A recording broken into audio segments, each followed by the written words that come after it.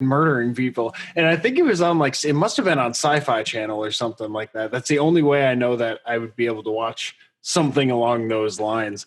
But then sort of moving on, you mentioned Tremors, which I love the Tremors series.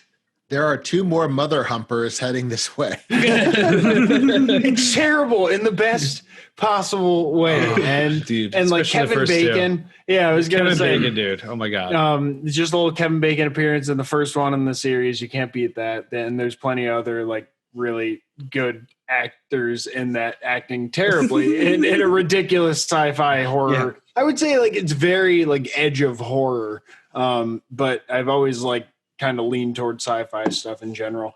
You also mentioned Scream, that, and I know what I did. I know what you did last summer. Oh my God. We're probably at the time where, you know, I was like a teenager, I believe, when they were coming out, and like they were consistently coming out in theaters and you could go actually see them. And I remember going and seeing, you know, those ones in theaters and actually following it along with then later Saw. Until it kind of got kind of crazy and I fell off. Final Destination almost too, and that's you know, same era, exactly. Sometimes they continue too much, you know. I mean, Halloween is doing it, but at the same time, the revamp of the series currently, which I love that series personally, so I don't mind it. But I feel like there is probably some people that are like, "Fucking come on, enough with Michael Myers." You know? I really liked the 2000 shit. Is it 18 at this point? Yeah. The Halloween. I think it's great. It. Yeah, I did too. I'm like, yeah, you can kind of ignore everything after Season of the Witch, which is even a Michael Myers thing. Because I know Carpenter's original intent was for it to be serialized, like like an American Horror Story kind of thing, where every movie is a different story, like an expansive universe. Yes, they're all in the same universe, but it's a different killer or paranormal product. Yeah, kind of like Stephen King with his, you know, with all the mythology he has going on in Maine. Mm-hmm. Where it's a shared mythology. Yeah, that is a unique universe altogether. Man, Michael Myers has always been like my favorite slasher, I think. You know, like I love Ghostface, but like for me, like Michael Myers just always dominated that series. Well, and I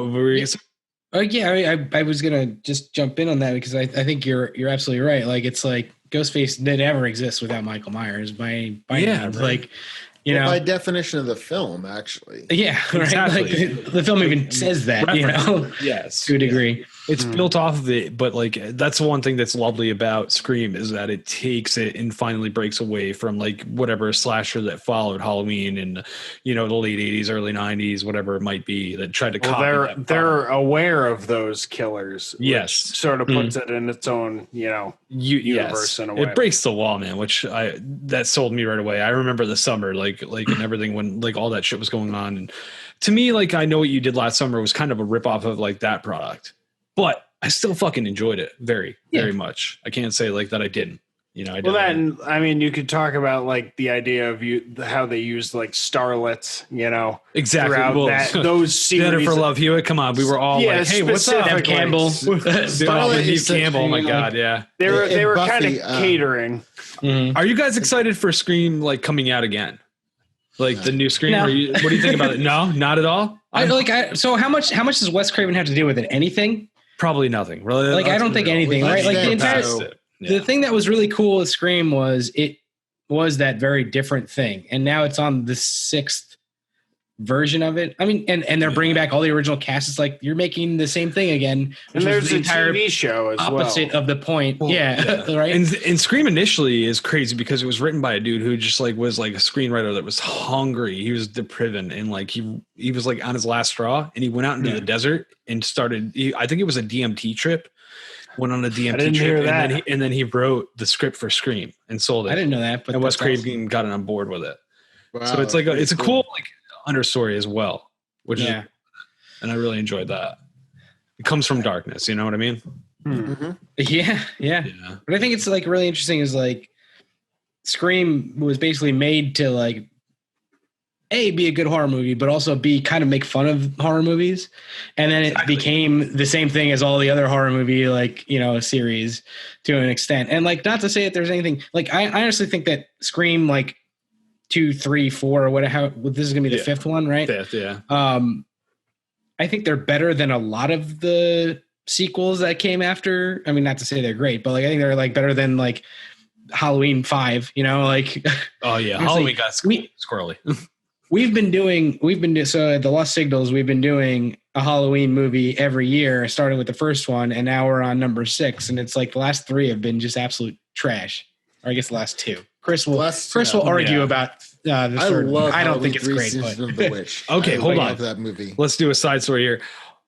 Rob Zombie Halloween. What do we have across the board here for impressions? I defend it. I really enjoy it because I hold it separate. I don't hold John Carpenter in the same. Was movie. That H2O? Was that? No. Rob Zombie did his own after H2O, right? He did 1 and 2. He remade them in his own story. Okay. I've never seen the entirety of either Rob Zombie, of either Halloween, but I'm going to tell you, as far as Rob Zombie goes, I just saw Lords of Salem.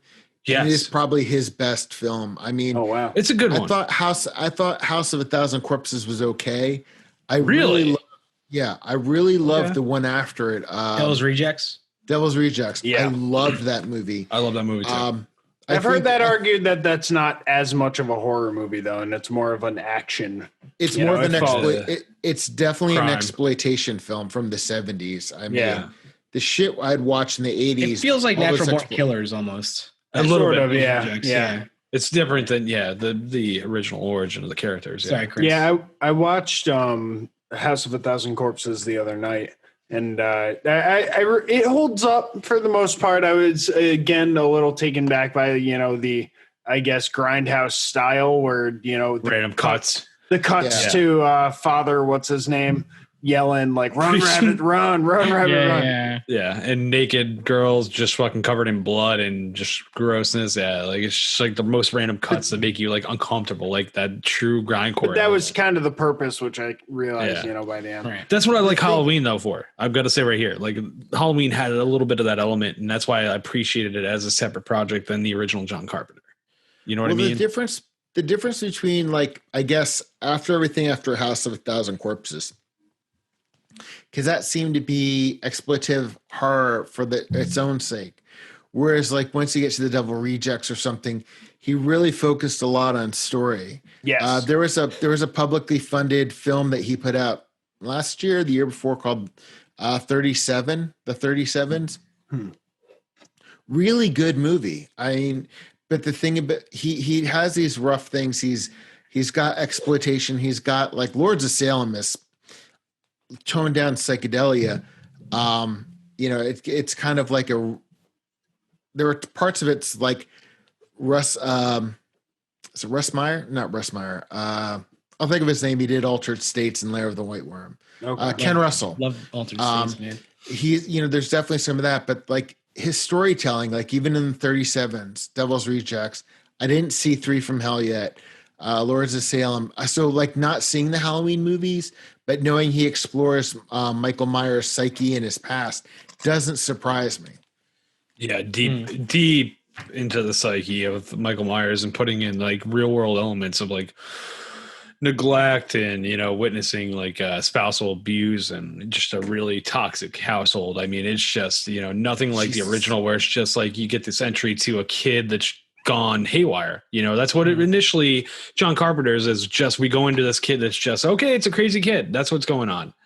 But what Rob Zombie's doing is giving you a reason for this crazy kid, and I think that's one of the elements that's really, again, to the grindcore, it's really fucking raw, dude. It's really raw. Like the whole film, there's a lot of like the verbiage is just, it brings you to an uncomfortable realm, and it's just down to every piece, to the environment that's just disgusting.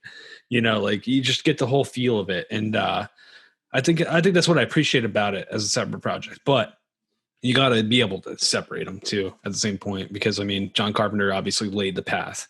And he's done so many other influential things too. As well. Yeah, of course. But yeah, the slasher film is just, as far as I'm concerned, his.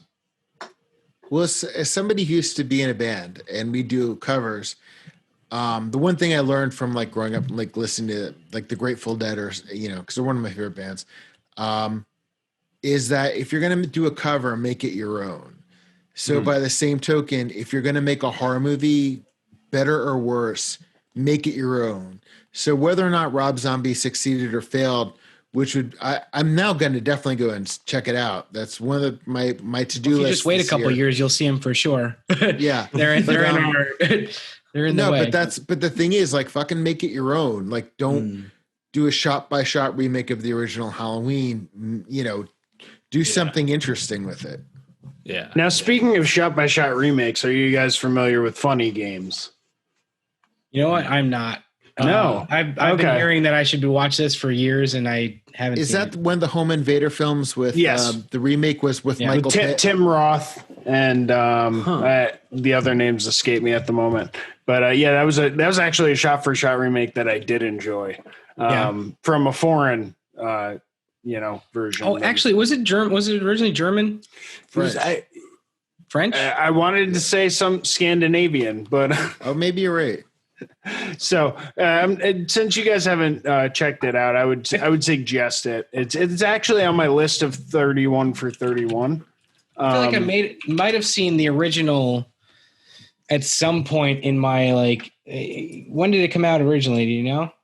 Not off the top of my head. All right. Well, I may have seen the original, but I'm not sure. But yeah, I couldn't talk to it very well at this point. Well, it's on my list of the possible movies. This is the first time I'm doing like a 31 horror or Halloween related films for the month. So I didn't want to corner myself into a specific decision because I might be feeling a different movie each time. So I made like a running list that I can pick from rather than, setting one specifically for myself. And, I'm 4 days in. What have you done so far? That's what I was going to give you. First day I did Invasion of the Body Snatchers, the 1978 version, because I had never seen it before. And I heard it was one of the best horror films ever, essentially. I loved it. I feel like an asshole because it's one of those ones where it's so legendary. And I still have never fucking seen it. And I claim to love horror films. Same. That is number one on my list because dying is different, but having you being taken from you is terrifying. I've had more nightmares about that subject matter from the 78 version of Invasion of the Body Snatchers, which is why it's my number one horror film. That and, the fact that I was hooked immediately just because I work up in San Francisco from time to time. So I'm familiar with the place that they shot a lot of this film. And so it made it that much closer to home to be able to be okay, I buy in. Cause I've been standing where that guy is. That's terrifying that people are being taken over. I loved it. I thought it was a great film. Second day, I watched Little Monsters. I'm kind of ping-ponging between modern and Howie Mandel older. in that one?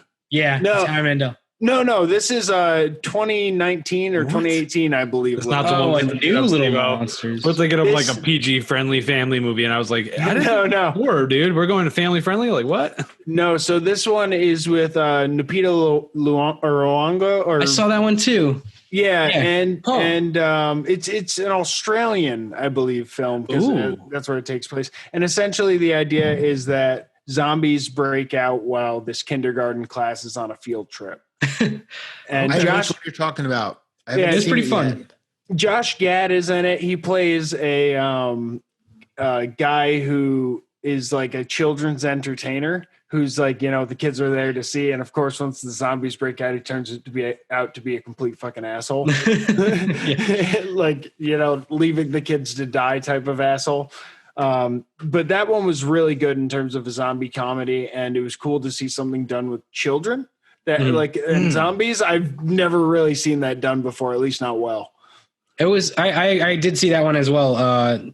Last year, I think it just came out last year, but I saw that and I will say it was pretty darn good.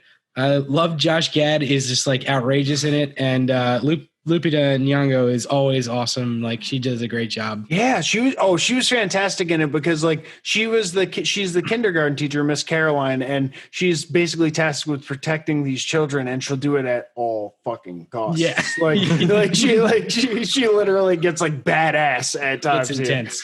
Yeah. Jesse, have you filled out all 31 days yet? No, that's the thing. I have a running list, and I'm definitely open to suggestions. You have Netflix? Yes, sir.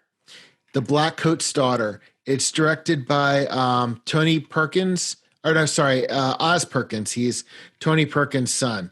Anthony Perkins' son. Okay. It stars the actress who plays Sabrina. It's got one of the actresses from American Horror Stories.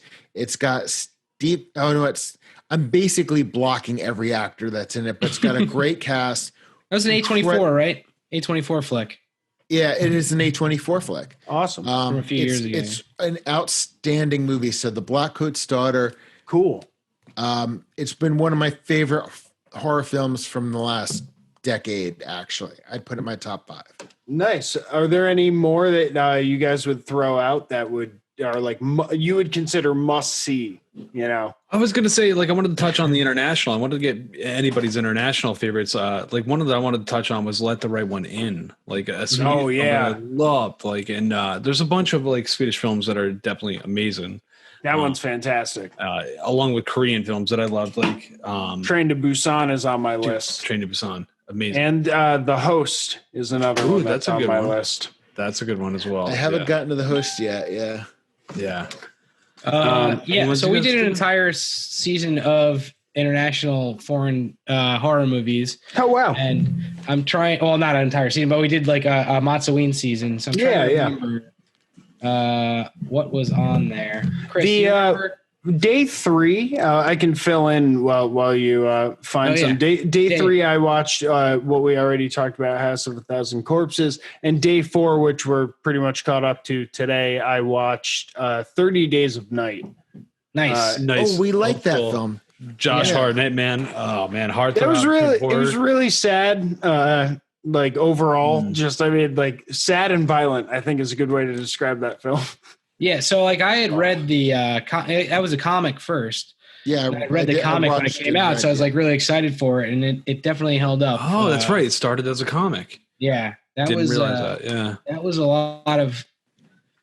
It was pretty impressive. So like I think that comic was the reason that I ended up reading the I Am Legend. Ooh, nice. Yeah, I read that right before the similar vibes. Right? Yeah, exactly. So like it kind of had the same type of feel. I think 2017 was the year that we did Foreign. No, it wasn't. No, last year was Foreign, I think, because Girl Walks Home Alone at Night. Another great one. Girl Walks Home Alone at Night. Movie. Bad Stalker. Taste. We did Bad Taste, which was in New Zealand. Which was what's his name? The guy that did Lord of the Rings. It's Peter Jackson. Peter Jackson. It was his first movie. That was Ian and I. Shit, really? We did the original Gojira. So the original, Yep. I was going to ask, you guys consider Godzilla to be a horror film? Well, we snuck it in there. Well, it was the social. The funny thing was, I chose it because the social commentary in it is fantastic, and since Ian is like, not that any of us are pro-war, we're all anti-war. Ian's really has a T-shirt that has a mushroom cloud on it that says, "I'm already protesting the next war." So I picked this because of its social commentary with regard to nuclear weapons. And at the last minute, he couldn't fucking make it. I was like, are you kidding me? I wanted you specifically to be on this one. We did that one without him, yeah. Oh, man. Have you guys seen Stalker? I don't know if I would call it a horror movie. It's a oh boy, I'm going to forget the name of it. Tarkovsky. So this is Russian famous Russian director. Okay. Who did? Jesus Christ, I forget everything he did. He did Solaris, I think. Okay. And a bunch of other movies, and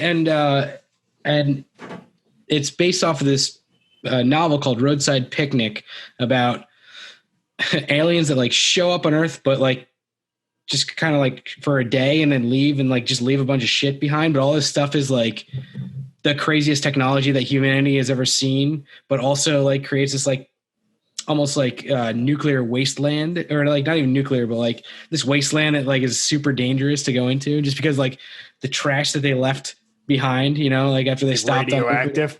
So like these people called stalkers go into this area that's all blocked off and like try and retrieve shit from there and like, you know, sell it or use it or however. But like it's this awesome, like I highly recommend reading it. Okay. But the movie by this guy is one of the it's like nothing you've ever seen before, you know, unless you've watched his stuff. Tarkovsky, I believe is his name. Okay. And yeah, so that was another one that we did, and then we did a Bollywood horror movie, which was that was not Ian's very idea. good, called Raz. Oh no! I checked out a lot of Bollywood films. I'm like, hey, here's some of the top rated ones. And Ian's like, I want one with singing. I'm like, are you fucking kidding me? So I what was the name of it, Steve-O? It was called R-A-A-Z. It's called Raz. And like Raz. Apparently it's a very famous one. It's basically made after what's that? Harrison Ford and What Lies Beneath. Oh, okay. Harrison Ford and shitty movie. Yeah. What with dancing? Helen Hunt, I think it was the other one in it. No. Shit. Nicole Kidman? No. Nicole Kidman, yeah. Was it Nicole Kidman? Oh, maybe. The movie sucked, so I'd rather sit through Roz again than sit through. Well, yeah, that was our year of international horror. We also did this other movie called Elementary, which was I love that movie. done in I forget what language it is. It was done Spanish, I believe. Oh wait, no, it wasn't. It was like an offshoot of Spanish and something in like Portuguese or something that isn't really spoken anymore anywhere. So they did the movie in that, and like it's this story about a demon. It was like a little cheesy, but it was pretty good. Oh, speaking of, I'm sorry, Jesse. Chris. It's Elementary is on Netflix. Definitely check that out too. I'm sorry. Go back. Okay. Elementary. Elementary. It's EREMENTARI. Okay. For anybody who wants to know. Yeah, I would have spelled that wrong if you did not spell it for me. So speaking of international films, REC. I don't know if you guys have seen REC, short for record, in 2007. Yes. It was a Spanish found footage horror film about basically an apartment that gets quarantined, and a film crew or a reporter crew, I think, breaks in, and as they work their way up the apartment, it gets like worse and worse in terms of, and it's like I would say kind of zombie-ish in a way, like.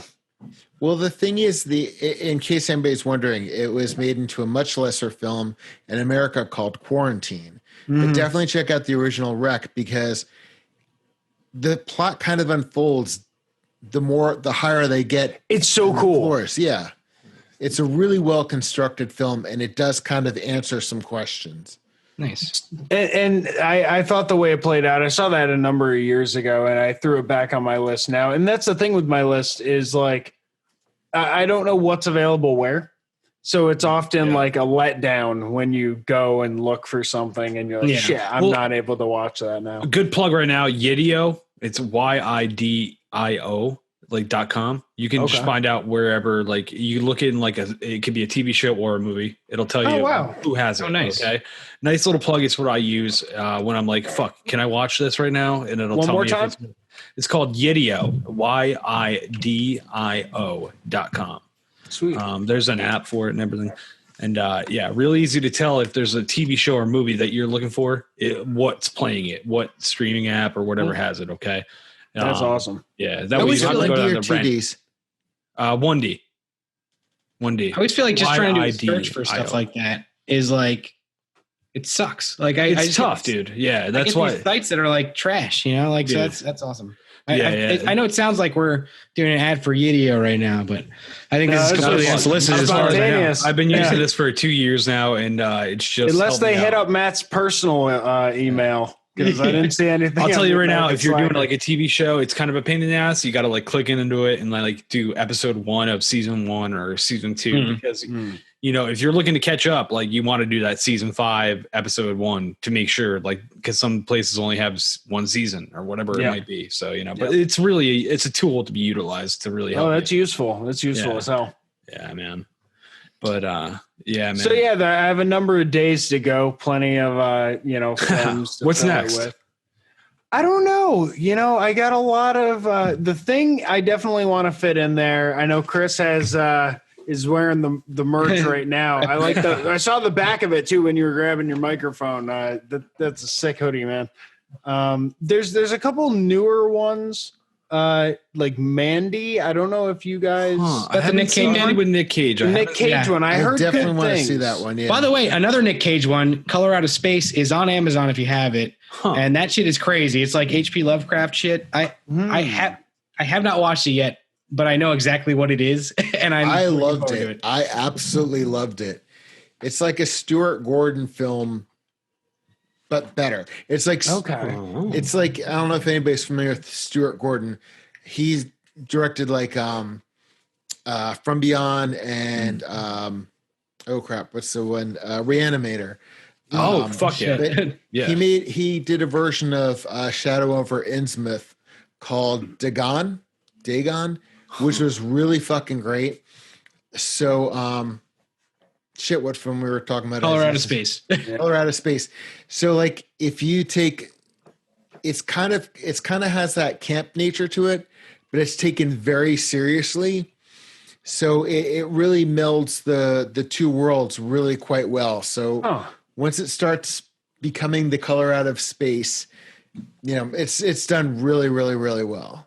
Nice. Stuart Gordon it reminded me kind of him. So I'll have to check that one out. I added it to the list as well. More of them that I got on here. You know, the Saw franchise, I don't know how much, to put into that these days. No, it kind of, I know it dwindles. The first one, 3 or 4, dude. It was like, come on, let's Jigsaw, calm down, dude. I do enjoy fall into a nice retirement home and just enjoy your last days, dude. I do enjoy a good Hostel and Hostel Part 2. Ooh, Hostel was pretty brutal, man. As far as it was like random, like mainstream hitters that were brutal, like that or Jeepers Creepers. You had some really brutal ones. Do you guys like Jeepers Creepers? Yeah. I love the first one. The rest. So I like the first one. I never saw any of the other. I like them all, man. Any other ones? But. Fuck, I'm forgetting the kid's name. The one actor that's like reoccurring.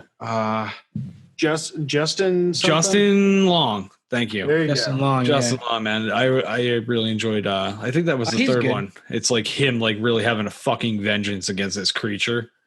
Which I really enjoy. Just sitting there watching it, waiting for it to come alive again. Oh, definitely. It's and that little nursery rhyme. Oh yeah, yep. Always creepers. Where'd you get those peepers? Cloverfield's another one that I enjoy and I want to try and get to this month at some point. Yeah, mainstream original. Yeah, that definitely was. Whatever number Cloverfield Lane. Or I love that with John Goodman, dude. Yeah, it wasn't bad. Yeah, I love that one. Different universe. I don't know if I'd call it's a different type of horror. Same universe, different horror. Like it's just, I love that idea of like being the same horror story, but like it's not the same horror story. You know what I mean? Like just being a psychological thriller versus like there's a real fucking threat out there. Like that's like a fucking sci-fi thriller. Like, you know. I was gonna say, if you like that, I mean, this is getting a little off topic, but Lovecraft Country on HBO right now is fucking awesome. And what it is the story of this family, but it's like H.P. Lovecraft style story, but like addressing how H.P. Lovecraft is like a racist asshole and like all the issues with those stories and stuff. On top of that, every episode is like a different type of horror. So it's like fast forwarded American Horror Story, but like in the best way. Cause they all like all the episodes tie together. They're all the same story about this family and like what they're going through all this crazy shit is happening to them, but like every episode is a different type of horror, and they nail all of them. Like they just do such a good. Chris, I think you're watching it too, right? Or at least no, I'm not. Oh, you haven't? Shut down. Sorry, it's everybody else. But once we get rid of our goddamn Fias, we'll definitely have to. We'll definitely be getting HBO and we'll be checking it out. But yeah, it's an HBO show. Definitely worth a watch. It's very good. I'm still trying to get through the Nexium stuff. Oh man, yeah. I got like one or more, like whatever they're on now. I got like one or two more episodes left. Yeah. Just backtrack. Just want to backtrack for 1 second because I hate. I just want to.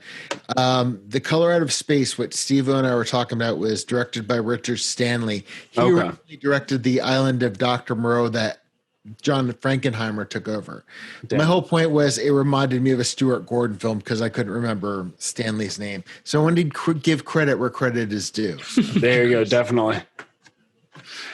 So I mean, there's tons of stuff out there from the comedy side of horror to the sci-fi side of horror. What would you guys say is the essential horror film if you had to pick one? If someone was like, I've never seen horror before, you pulled him out of a cave and you sat him down. Man, for me, it's slasher. I don't know. Chris, what do you think? Chris has got a... It's going to sound really fucking cliche, but I have to say The Exorcist. We reviewed it. The Exorcist empirically is a great movie. Yeah, the color, the soundtrack, its use of color alone is worth the watch. But it's scary. There is a psychological element to it. It perfectly blends theology, science.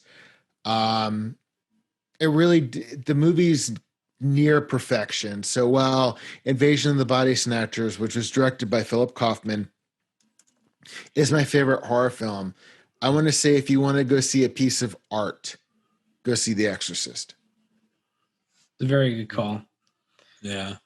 I would say it depends on who you're talking to. You gotta know what your audience's like threshold is, I guess, for know what they're afraid of. Yeah, exactly. Well, and appreciation for aged film as well. Like when you're talking to film that's 1980s, 1970s, you got to be able to talk to somebody that's like that can get past, like can appreciate, like they're talking about a time when they didn't have CGI like that we have today. Things like that as elements. There's some great new horror. You could talk about The Witch. Like a lot of it is A24. Ooh, yeah. You can talk about The Witch. You can talk about Black Coat's Daughter. You can talk about like even Lighthouse to an extent is like this weird, feels this like weird horror. Yeah. Of course you bring up The Lighthouse. You're in black and white. Yeah, of course. Right? True. Hereditary. Like Midsommar. Yeah. Like okay, hold on, real quick. Let's pause.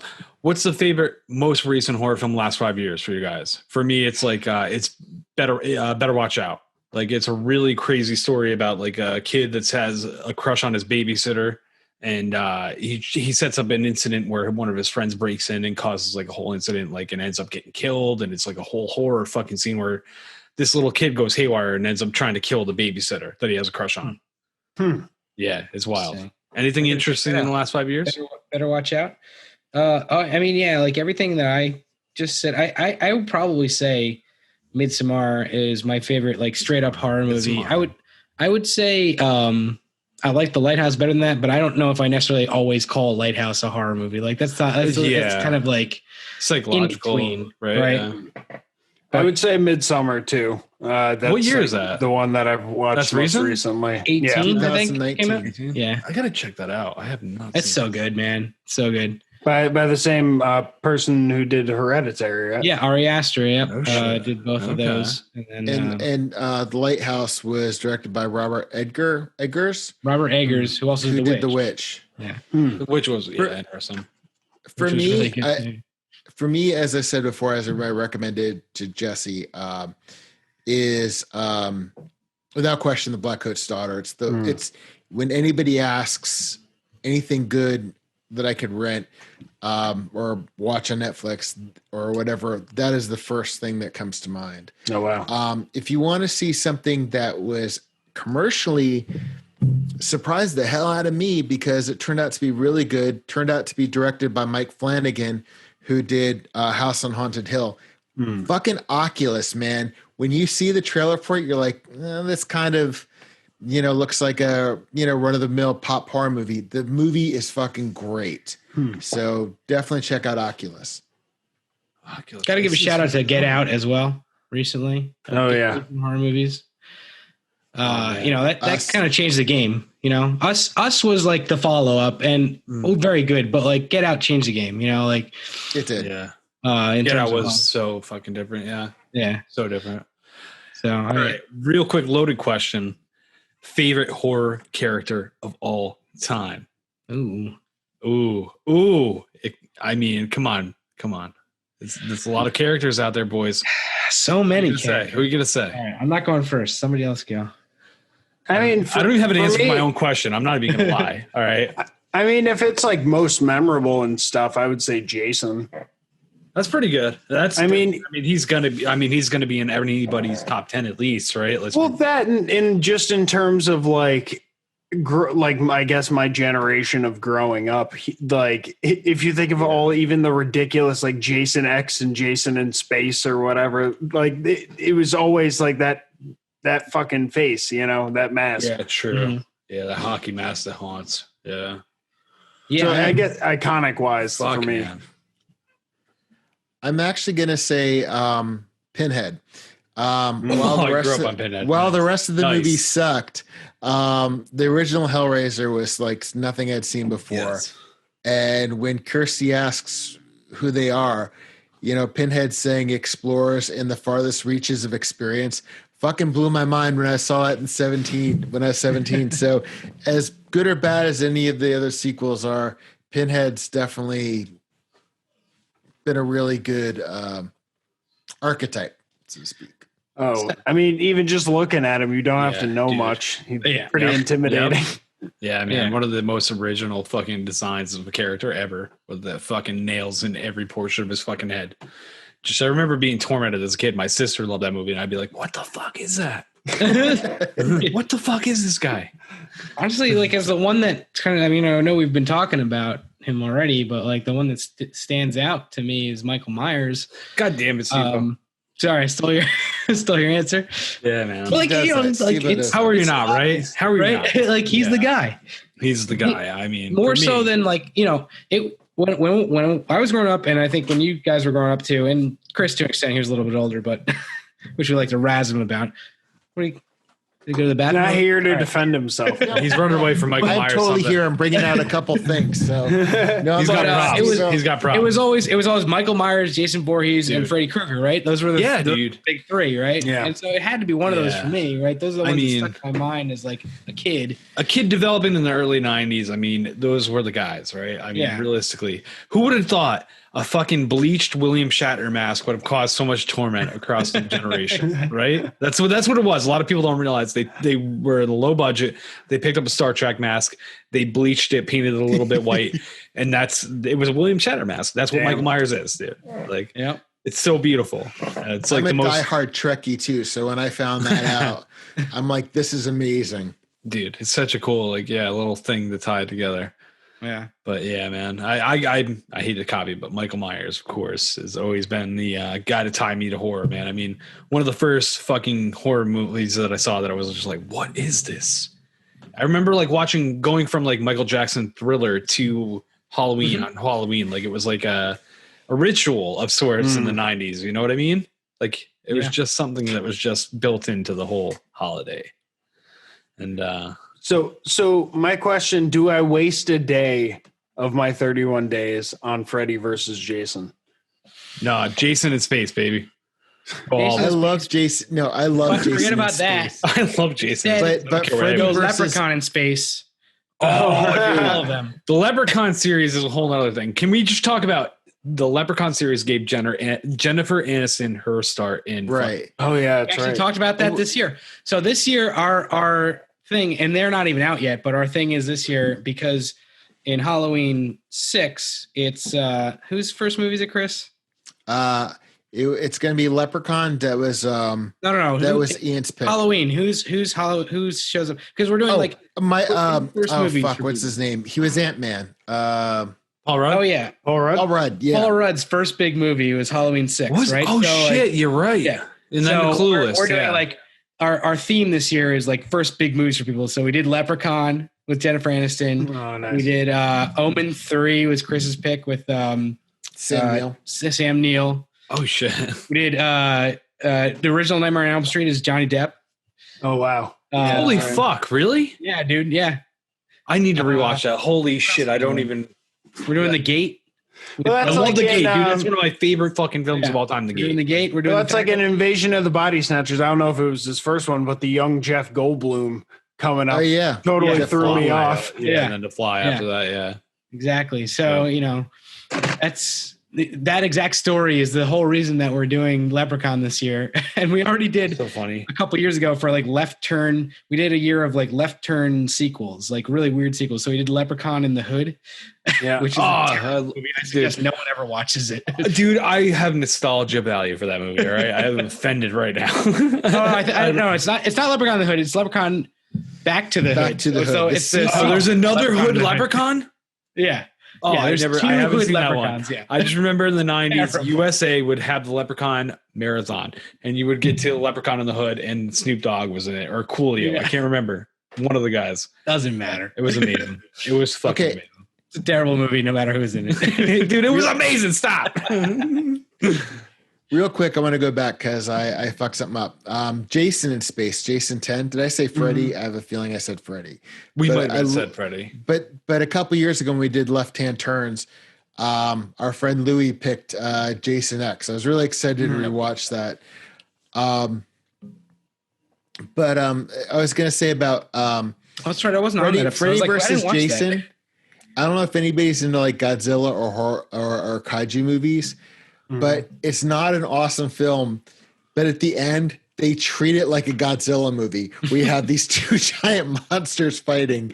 There's one scene where one of them is coming out of the water. It is completely a Godzilla shot. So I wouldn't call it a horror movie, but I would definitely say you should watch it at some point because I really enjoyed it. It's a bad movie, but I really enjoyed it. Some of the best horror movies are bad. Dude, a lot of them, man. A lot of them don't hold up. I mean, you watch like things like Killer Clowns from Outer Space or The Gate, and you're like, fuck. Thank you for mentioning Killer Clowns from Outer Space. Dude, like Killer Clowns from Outer Space was a big influence as a kid too. Like, dude, that was such a fucking classic. Like, it was colorful, it was wild, it was just so far out. It fit in the vein of all the other 90 movies, like Don't Tell Mom the Babysitter's Dead. I feel like it just fit into that vein. That was just Three so Ninjas. fun. Three ninjas, dude. High Mountain, dude. Come on, baby. Not that that's a horror movie, but same time. Hulk Hogan was kind of scary, dude. I don't know. I don't know if y'all remember Surf Ninjas, but that's Surf Ninjas. I don't remember Surf a Ninjas, different dude. one. I saw Surf Nazis Must Die. Chris, different generation, man. We're talking about two very different things. I know, but you said Surf Ninjas. I thought Surf Nazis Must Die. Sorry. We've taken a hard left to the beach. Yeah. I'm from New Jersey. I'm going to definitely have a bias towards trauma films. Dude. Yeah, Trauma's pretty good. Best beach horror. Lost Boys? Possibly. I don't know. Easy. Right? I don't know. Like, what's another beach horror? Hot Jaws? topic quick. All right. Ooh, all right. I'll give you that one. Jaws is definitely a Kind of takes it. Put a vampire up against a shark. Shark's going to win any Shark's day. going to win 98 out of 100 times, dude. But those two times that a vampire wins, now you got fucking two vampires. What's all right? Across the board, It's not best vampire movie. Wait, Vampire Beach, because I have an esoteric one from the, continue your beach. Okay, the beach thing, it's not my favorite, but I just thought about something you guys should check out. It's from like 1982 or 1983. It's called Blood Beach. Fucking check it out. Okay. Blood Beach. Slasher at the beach type of deal? Nope. It's about, I guess they're cannibal plants underneath the sand. Ah. They eat other plants? No, what I'm saying is sand you'll be sitting in the sand and the sand will open up and you'll fall in. Sarlacc pits. It's kind of like, it's Sarlacc before the Sarlaccs. It's quite amusing. So my God. Each movie, check that out. Terrifying, but I'm assuming is probably very corny to watch. Oh, absolutely. Here's an interesting one. There's a movie called Grabbers. Not exactly a beach movie, but it's near the sea movie about a sea monster that is like killing people in this little like island town in Ireland. And they find out that it doesn't like booze, so they all just hunker down in the bar and just drink all night. Dude. Monsters away. It's fucking great, man. Check it out. Grabbers. All right. We're talking about random fucking movies. Troll Hunter. Anybody seen that? I love Troll Hunter. Oh my God. Yes. How good is Troll Hunter? Troll Hunter is great. Dude, people need to see that. That's another unspoken great movie. Kind of could be classified as horror, but it's really like just like an adventure weirdness. Yeah. I would say adventure, style. Like small elements of creature feature. But since we're going to movies like that, I love it. Since we're going to like weird movies that one movie makes us think of, Dead Snow. It's so good, dude. German Dead Snow. Zombies, yes. Yes. I don't know why Troll Hunter. I think I saw Troll Hunter and Dead Snow in like the same week or something. So they always remind me of each other every time. Snow but like, is great. Dead Snow is amazing. It's just a Nazi zombie weird fucking crazy movie. Yeah. Like I'm pretty sure that spawned off of like a series as well. There was a series before Dead Snow, and then they got more of a budget and they filmed Dead Snow. I could be wrong, but I'm pretty sure because I remember Dead Snow being passed along to me on a flash drive back in the day. That's how long ago. Second Dead Snow. Yeah, I remember a recent one, recent-ish, past 10 years. Red versus Dead, I believe is what it's called, which is a pretty good, which is a pretty good subtitle for the Nazi movie. There you go. Oh, God. Well, it's been great talking horror movies with you guys. Can I just say one real quick? The reason I disappeared off the camera. Well, number one, I just kind of wanted to boast because I met Clive Barker and oh shit. Yeah, oh wow. You son of a bitch. You son of a bitch. For a Weave World, I went to this place in New York called Forbidden Planet. He drew you a sketch, not only an autograph. That's fucking cool. That's what he's doing. He was signing books and he was doing a personalized sketch for everybody. Huh. Can you imagine? Here's how amazing. I brought that up because here's how amazing Clive Barker is. Not only does he do a book signing, but he gives you a sketch while he's signing your book. So, dude, very cool. You don't find that outside of anywhere besides like comic artists, maybe if they're feeling generous. Yeah, right. Clive Barker is just an absolutely brilliant author, artist, you name it. I think he's great. Yeah. Second thing I want to bring up is if you're if you want a truly horrifying, disturbing, miserable experience of a book that you cannot fucking put down. It's Jack Ketchum's The Girl Next Door. It's actually unfortunately based upon a real story, and I believe it takes place in New Jersey. I'm seeing your reflection because I have the book cover on it.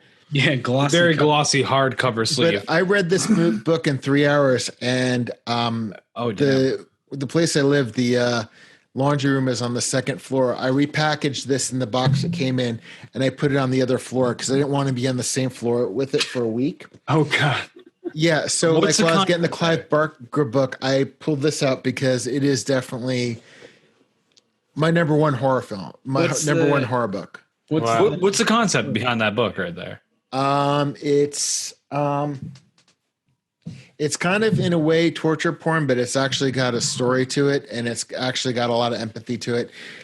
Basically, this kid next door to him, an abusive family, moves in, and he forms a friendship with the daughter there, and it's not a kind book. Like I said, I actually wouldn't recommend it, but as I was going over to get the Clive Barker book, I'm like, all right, if you really want a horrifying, miserable experience, that I would fall short of, of torture porn, only because it has like rich character development and story development, The Girl Next Door. But I definitely read any other Jack Ketchum besides this book because he's a great author. Just don't read this book. Well, that's the point of it, right? I mean, writing is supposed to invoke that feeling, man. And if you invoke that kind of disgusting, uncomfortable feeling, I mean, what more can you say than job achieved, you know? Yeah, I guess so. I took a left turn on that when you're trying to close out the show. No, man. No, definitely. We appreciate it. Hell yeah. No worries. Yeah. Yeah. Definitely. More horror for people to dive into this Halloween season. Hell yeah, man. Hell yeah. It just kind of reminded me of the show You. Have you guys seen You? No? Nobody. No. All right. Talking to a dead audience. It's no, is that the one? Is it the one where the guy is like stalking the yes, fairly new show, like a couple years ago it came out, maybe? Yeah, I heard about it. Yeah, no, I watched You. Familiar. Yeah, and I mean, it's just got that feeling like, and what I liked about that was like it involved the feeling of like you're backing the bad guy. You feel bad for the bad guy. You're watching the guy that's causing all the horror of the whole story, and you're feeling bad for him. And I just thought that was a very unique way to flip everything. You know? Yeah. Hell yeah. Horror, man. Horror. It's a lovely genre to get deep into, and it's been fun, boys. Yeah. All right. You guys want to throw some plugs out there and let the people know how to find you? Absolutely. Check us out at thelostsignals.com. We're the Lost Signals on everything. So, Facebook, Twitter, Instagram, I believe is _lost_signals, but pretty much the same thing. And you do a Google search for Lost Signals, you will find us. So and join us the last 7 days of this month, where we are going to do a series of movies of famous actors in their first big book, like getting their start in like horror films for better or worse. Nice. Mostly for worse. Yeah, so that's going to be happening at the end of October 2020. Check us out. Nice. Thanks again for coming on, guys. Guys, thanks so much for inviting us, man. Yeah, thanks for having us, guys. It's been a shit ton of fun having some drinks, talking about our fucking favorite horror films. It is the month, people. It's Halloween. I mean, pandemic or not, let's fucking celebrate it, right? I mean, shit. Dude, Michael Myers popping across the screen right there. If you want to catch me, MWG Media on Instagram, whole lot of shots and whatever, I post music and shit. Catch These Hands, Matty G from HP on Xbox Live. I'm still looking for a challenge. Haven't found it. Please be it. And you can find me at Landers the Plane on everything. Nice and smooth, baby. I love it. All right, people, and we'll keep up the Halloween vibe until next time. That's it. There you go. We smoking America. We passing America. I'm mapping America. I'm second America. We talking America. We blazing America. This is fucking America. We're second America. This has been American Slacker Podcast. You can reach the show by searching American Slacker on Facebook, Twitter, Instagram, YouTube, and Reddit, or send them an email to americanslackerpodcast@gmail.com. You can download and rate American Slacker on iTunes, Spotify, Stitcher, Google Play, and all other podcast platforms. Visit the show's website, aspodcast.com, where you will find every episode, official merchandise, and links to their Patreon if you would like to support American Slacker. We smoking America. We passing America. I'm mapping America.